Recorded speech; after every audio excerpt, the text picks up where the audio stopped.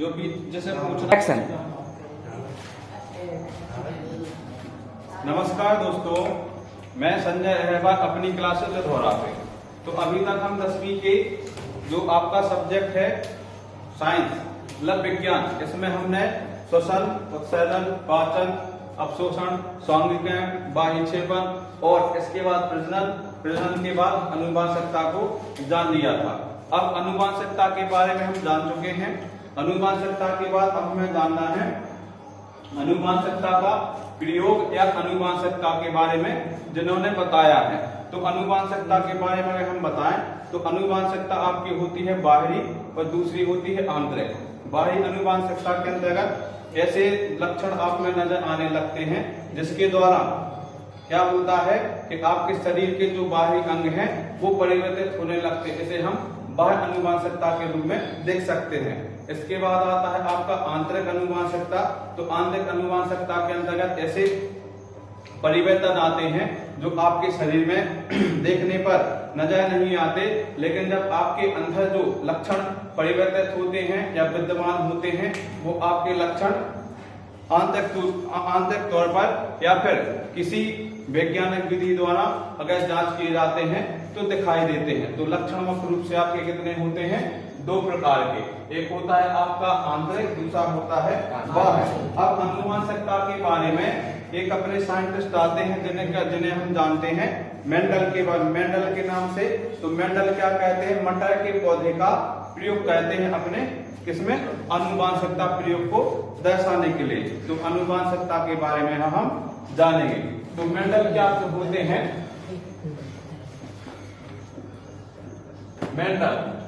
Mendel नामक एक scientist होते हैं जो अपने प्रयोग में किसका प्रयोग कहते हैं?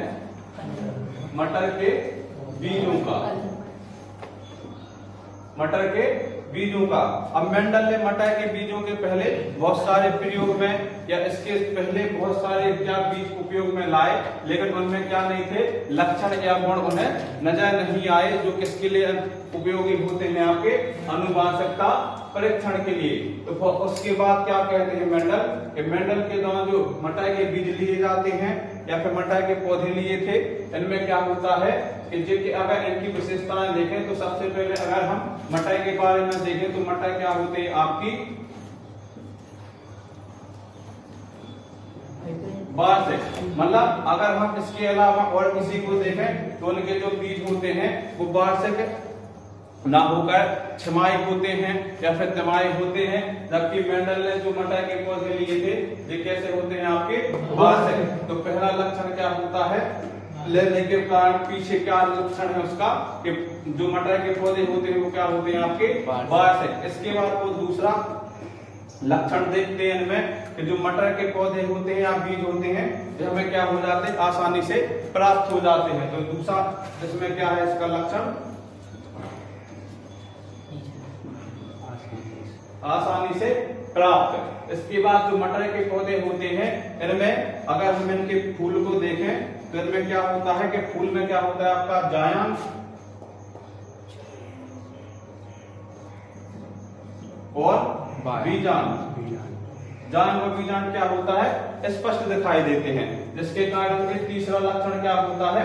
इसके कारण है कि इसमें ले लेते हैं अपने प्रयोग में। मतलब इसमें क्या होता है? नर और मादा को स्पष्ट रूप से देख सकते हैं। इसके बाद ये चौथा प्रयोग देखते हैं कि जो मटर का पौधा होता है ये अपने अनुवांशिक लक्षण बहुत अच्छे तरीके से और बहुत जल्दी क्या दिखाने लगता है? आपको प्रदर्शित करने लगता है। इस प्रकार जो मेंडल के द्वारा मटर का पौधा लिया गया इसमें मुख्य रूप से आपके कितने 5 लक्षण उन्होंने देखे। अब 5 लक्षण देखने के बाद मेंडल ने अपना प्रयोग प्रारंभ किया। तो प्रयोग में वो क्या कहते हैं?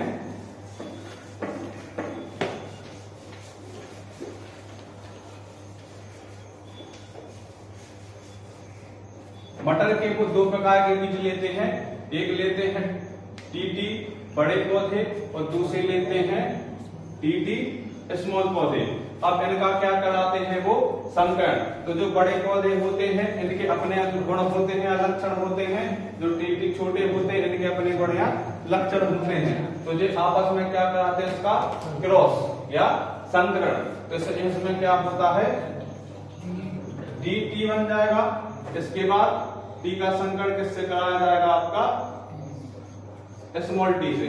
इसमें फिर से क्या बन जाएगा? टी टी बन जाएगा। इसके बाद फिर एस टी का संकरण कराया जाएगा स्मॉल टी से। तो फिर आपको क्या प्राप्त हो जाएगा? Capital T small T. इसके बाद क्या होगा? आपका स्मॉल टी और कैपिटल टी से फिर संकलन कराया जाएगा। तो फिर क्या प्राप्त होगा आपको? T T T T. तो इस तरह आप देखेंगे सब में आपको टी टी टी टी, मतलब यहां से आप देखेंगे कि जो क्या होता है, बड़े टीटी पौधे होते हैं तो इनमें आपके लक्षण दिखाई देते हैं, जबकि छोटे के लक्षण नजर नहीं आते हैं। सब में पहले क्यों किसको लिया जाएगा? T T T T. तो यहाँ से आपको एक बात समझ में आई कि जो भी क्या होता है आपके बड़े लक्षण हैं, जिनमें लक्षण क्या होते हैं? प्रभावी होते हैं, तो वे क्या आपको नजर आने लगते हैं, और जो आपके बाहरी लक्षण होते हैं वो आपको नजर नहीं आते हैं। जैसे अभी हमने पहले देखा था, तो अनुवांशिक लक्षण होते हैं, ये होते हैं दो प्रकार के।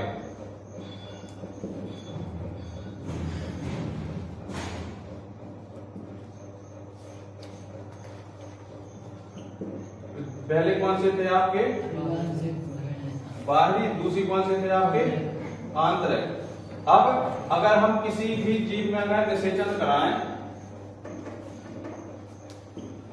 कराते हैं तो आप देखते हैं जो बाहरी वातावरण से हमें क्या अनुवांशिक परिवर्तन आते हैं वो हमारे जो जीव निषेचन कहते हैं उनमें नजर नहीं आते, जबकि जो आंतरिक वातावरण जो अपन के आंतरिक लक्षण होते हैं वो जीवों में नजर आते हैं। जैसे हम बताएं आपको,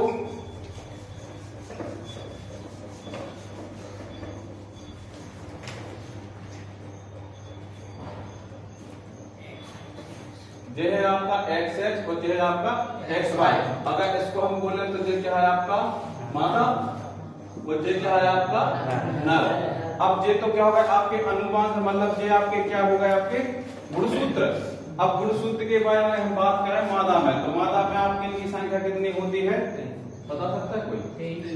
22 जोड़ी क्या होते हैं? इनके समान होते हैं, और 23वां जोड़ा क्या होता है? इनका विपरीत होता है। मतलब इनमें क्या होता है, जो हमने आपको लिख दिया है 23वां, जगह इनका 23वां जोड़ा, मतलब एक्स एक्स और एक्स वाई।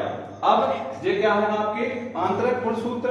अब आंतरिक गुणसूत्र में हम देखें तो किसी के माता पिता, हम पहले वीडियो में बता चुके हैं, लेकिन किसी के माता पिता को डायबिटीज या बाल झड़ना या फिर इसके बाद शारीरिक परिवर्तन या संरचना अलग अलग है, तो उनके बालों में आपको जो आराम से दिखाई देगी। जैसे आपने देखा होगा किसी किसी के माता पिता की आंखें कैसी होती हैं? भूरी, मतलब उनमें क्या होता है? भूरे टाइप की होती है। जैसे बिल्ली को देखा होगा आपने, बिल्ली टाइप। तो अगर आप उनके जो बालक होते हैं या बालिकाएं होती हैं तो उनकी आंखों में आपको वो परिवर्तन देखने को मिल सकता है। इसके बाद हम आपको दूसरा बताएं, अगर किसी के पापा की हाइट 5'5" है तो इन कंडीशन उसके बालक की भी हाइट कितनी हो सकती है? 5'5" हो सकती है। अब ये डिपेंड करता है किस पर? ये डिपेंड करता है किस पर? माता के गुणसूत्र और उसके पिता के गुणसूत्र। अगर पिता के गुणसूत्र क्या है? हावी है, तो बच्चे की हाइट कितनी रह जाएगी? 5'5", और अगर माता के गुणसूत्र हावी है तो बच्चा हो सकता है 5'6" हो जाए, या हो सकता है 4'5" रह जाए। जे क्या है आपकी? अनुवांशिकता। अब जे किस पे डिपेंड करता है? आपके माता और पिता के गुणसूत्र पर, कौन किस पे हावी होता है। आपने यहाँ पे देखा है कि टीटी हावी होते हैं किन पे? स्मॉल टी पर। टीटी हावी है किन पे? स्मॉल टी पर। इसी प्रकार इनमें अब आप देखते हैं कि किसी बालक में या बालिका में उनकी माता के लक्षण दिखाई देते हैं या फिर पिता के लक्षण दिखाई देते हैं। किसी में आप देखें तो दोनों के लक्षण दिखाई देते हैं। जैसे आपने सुना होगा कि इनकी आंखें तो लगे मम्मी जैसी आंखें सुने, मोड़ी मोड़ा हो चल गया सबके, जे तो पापा पे गए, वो के मम्मी पे गए, वो के दादा पे गए, दादा पे नहीं जा, दादा पे नहीं जा, लेकिन क्या है ये थे ना, लेकिन ऐसे मतलब कहवे में सुनने में तो आता ना कि दादा पे गए, अब दादा पे कैसे जा सकते? नहीं जा सकते। फिर कहा गया पहले गए पापा पे, पहले गए पापा पे, पापा के बाद गए दादा पे। तो मतलब जो इनकी नेक्स्ट पीढ़ी है तो पहले उनकी लक्षण की दिखा दे पापा के बाद दादा के। अब दादा के लक्षण हो सका समानता, कैसी समानता हो सका? रीजन जो है कि पापा में जो लक्षण है वे दादा से तो आए, अब दादा के लक्षण तुम में आ गए, मतलब तो ऐसे लक्षण अरे वे लक्षण नहीं है, ऐसे लक्षण क्या तुम में ट्रांसफर हो सकते हैं। तो ये क्या तुम्हें अनुवांशिकता, ये क्या तुम्हें अनुवांशिकता। देखो पता है कहा है उनकी मम्मी के लक्षण प्रभावी हैं, ठीक है। पता है कहा मतलब कैसा करता है सब, कहते कहा है ठीक है। तो जो कहा है अनुवांशिकता समझ में आया, समझ में आया, समझ में आया कि नहीं? तो